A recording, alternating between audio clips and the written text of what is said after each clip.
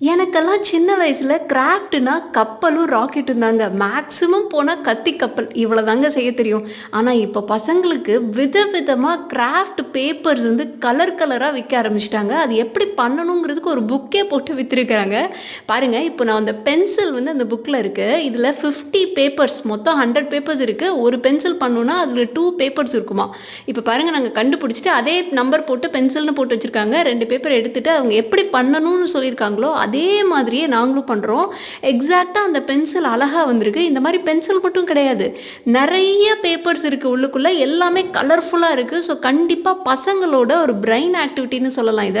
And more over கொஞ்சம் பெரிய வளர்ந்த பசங்களுக்கு குடுத்தீங்கன்னா, அவங்களுக்கு போர் அடிக்கும். இப்ப வெளிய போய் ரோட்ல விளையாட முடியாத சிச்சுவேஷன்ல வீட்ல உட்காந்து ஏதாவது பண்ணணும் அப்படின்னு நினைச்சுட்டு, இந்த கிராஃப்ட் வீடியோவா பார்த்து அவங்களா பண்றேன் அப்படின்னு சொல்லுவாங்க. அதுக்கு பதிலா இந்த மாதிரி நம்ம வாங்கி குடுத்தோம்னா, டிவி பார்க்குறது மிச்சம். அடுத்து கண்ணுக்கும் நல்லது. இந்த மாதிரி பண்ணும்போது மூளையும் ஓரளவுக்கு ஒர்க் ஆகும்.